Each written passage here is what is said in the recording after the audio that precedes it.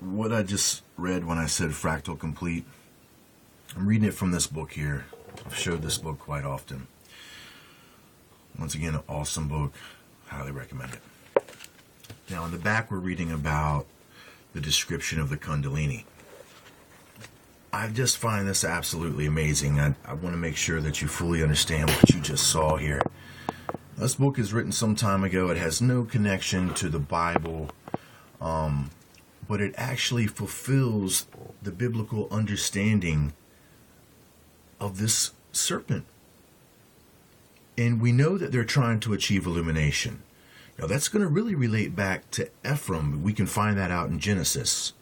And we're going to talk about that a little bit, because that's exactly what that causeway of the Washington Monument's all about. It's all about the crown of Ephraim, about the blessings being put atop Ephraim's head.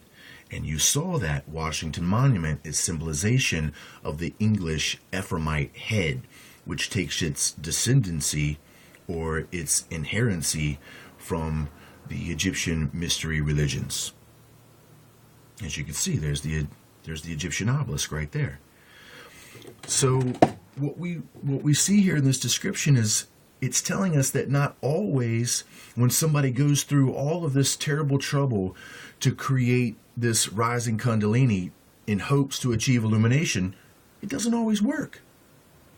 Let's put this to the macro scale, and that's exactly what the Bible's telling us.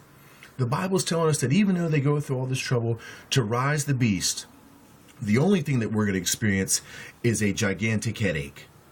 7 years of tribulation is what this beast is going to bring us. It's going to bring the entire world, even the people that take the trouble to rise him, the ones that think they were working for him, the ones that think that he will benefit and bless them. He's going to be a headache to them also. And that's exactly what this says. But just on another form, another view into the fractal, another perspective of the truth. Just one small portion of the truth is now going to reflect the entirety of the portion of the truth, exactly as the Bible said. However, sometimes illumination may be late in coming. That means we're not going to achieve illumination, or they're not going to achieve illumination. This golden age is really not going to be achieved. Okay? It's going to be much later in coming than these people actually realize. And all the persons, Ephraim, may able to show for his effort is a king. Apollyon is a king, Revelation 9:11, is a king-sized headache. He shall be more stout than his fellows.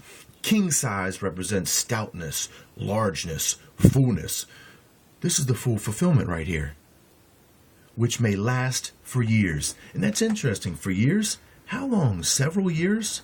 7 years? Exactly what the Bible describes. That this person is going to bring us this king-size headache for 7 years. And then we shall see the true glory, the true truth, the real creator return to this world in spirit, not in flesh. That's amazing. That is amazing. That truly is fractal complete. It's telling us everything that we want to know right there. Exactly in a biblical perspective. Now we see that if you can understand that Ephraim is the unicorn. Ephraim is English, Egyptian, Freemasonry fused with Hebrew theology. And now you see what Ephraim thinks it's going to get.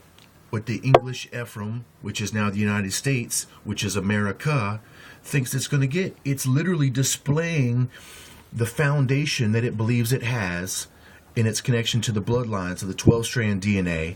It understands the abyss, the waters that it must cross. It understands the seeding. It understands the root of the phallus. It understands that it needs to connect back to the holy grail of the genetics of the serpent kings to get this genetics so that they can finally realize their crown chakra.